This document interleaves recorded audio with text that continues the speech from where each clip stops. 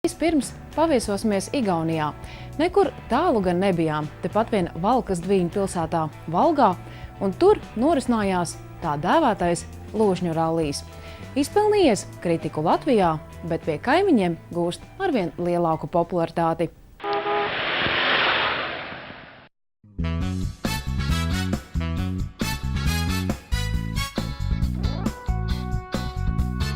Lūžņu rallijs jeb sacensība ar automašīnām, kuras nav žēl ne sadauzīt, ne arī pēc tam nodot metā lūžņos.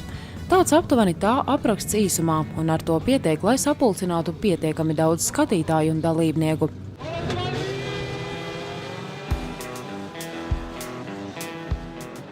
Sacensību noteikumi pavisam vienkārši, jo pats to saraksts jau arī nepārāk garš. Tātad sacensības ilgst 4 stundas. To laikā notiek vairāki 15 minūšu braucieni, un starp tiem tikpat ilgas pauzes auto pielabošanai. Daudziem tās ļoti vajadzīgas, jo braucienu laikā brīžam dalībnieki cits citu nežēlo. Tā kā uzvar tas, kurš rezultātā nobrauc visvairāk apļu, lai atbrīvot savu ceļu, ir atļauts vienam otru pagrūst, pastumt un citādi iedunkāt. Tiesa ar nosacījumu ne pa vadītāju durvīm, lai samazinātu traumu iespējamību.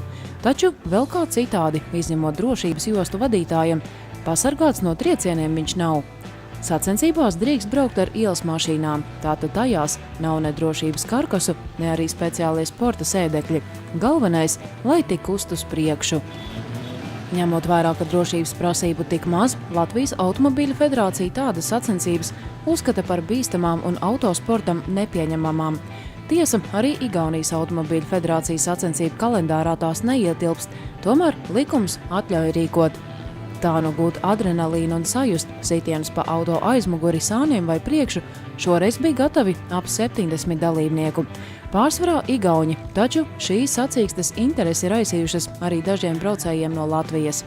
Tā kā braukšanas ātrumi ir pavisam nelieli, jo trase īsa, viņuprāt, bīstamas tās nav. Jo godīgi nē, īstenībā. Labi, droši vien ir kaut kāda varbūtības teorija pie kaut kādiem apstākļu sakritībām, kaut kas kaut kur kaut kā var, bet tā pa lielam it kā nav nekā tāda bīstama. Kā tu izdomāji vispār piedalīties? Šis tev pirmais gads? Jā, šis pirmais, gan pirmo reizi kā dalībnieks, gan pirmo reizi vispār šeit nebija kā skatītājs, bet bijis braukt visu laiku, brauc kaut kādos standarta auto Latvijā patstāvīgi tiek braukt. No pilnpiedziņas mašīnām gan brauc, bet barāk gribējās visu laiku uzbraukt. Un Latvijā tādas iespējas nav, bez dugām, kur var to izdarīt. Un šeit tāda iespēja bija, un es to izmantoju. Forši īstenībā. Tās izjūtas, man liekas, ka nevar izstāstīt, kamēr neizbrauc. Kā ir ar drošību kaut kādu?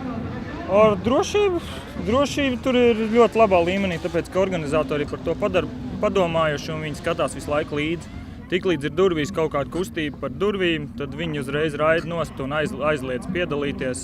Tā kā es uzskatu, ka drošība ir ļoti labā līmenī. Šeit vispār pasākums kā tāds ir ļoti labi nostrādāts. Padomāts gan par skatītājiem, ir padomāts drošības nolūkos. Jūs paši varat redzēt, apsekojot šo trasi, ka viss ir diezgan droši. Un ja arī kāds kaut kur grib līst uz kādām betona malām, tad uzreiz pamana un padzen malā tos. Dalībnieki arī atzīst, līdz pat sacensību beigām neviens tīšuprāt necenšoties konkurenta auto sadauzīt pamatīgi.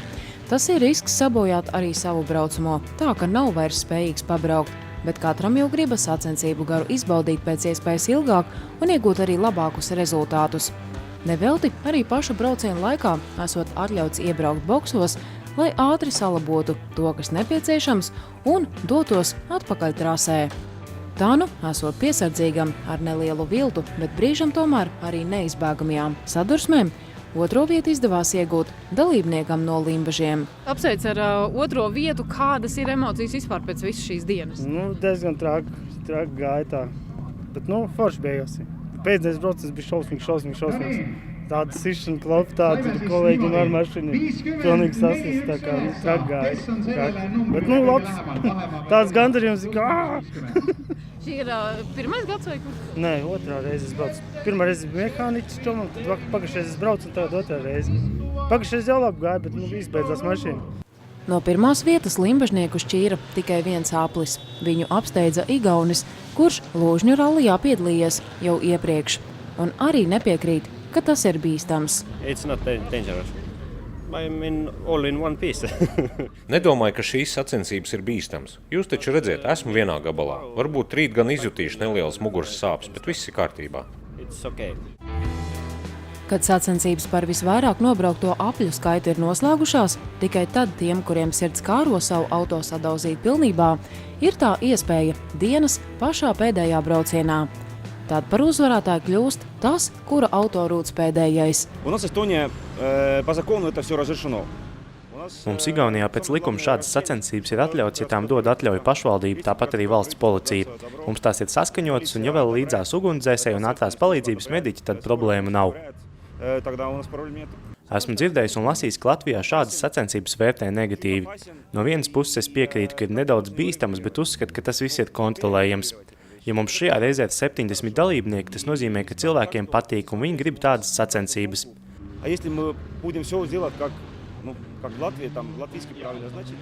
Ja mēs rīkotos tā, kā uzskata Latvijā, daudz jaunie braucēji ar saviem lūžņu auto ēlētos uz ielām vai citur. Tas būtu vēl bīstamāk, bet šeit mēs dodam iespēju iztrakoties norobežotā trasē, kas ir tikai 400 metrus gara. Tātad ērti pārskatām un ātrumu tā liela nevar attīstīt. Notiekošiem trasē seko līdz ātrās palīdzības mediķi un ugunsdzēsēji. Ir arī trases uzraugi.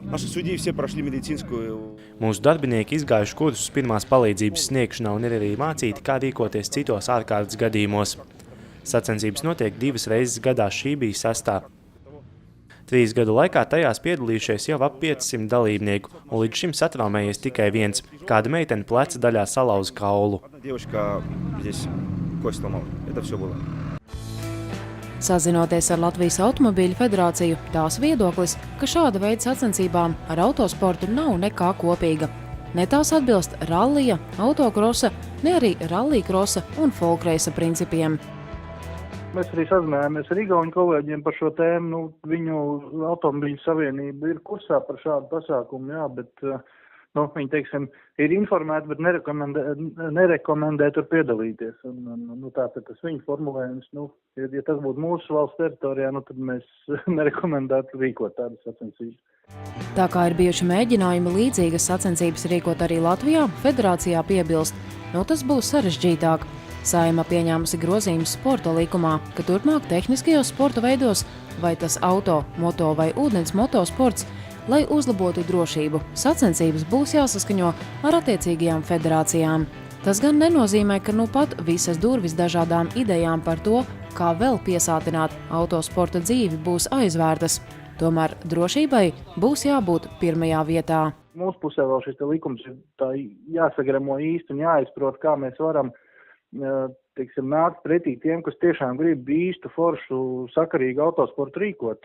Mēs negribam aizliegt entuziasmu nekādā gadījumā, un šis likums arī to neaizliedz. Šis likums vienkārši palīdz sakārtot, ka ja es gribu rīkot īstas autosporta sacensības, tad vienkārši mēs iedodam to rokas grāmatu nosacīto, kā to pareizāk ir izdarīt, dodam savus iespējas un savus zināšanas par drošībām un tā tālāk.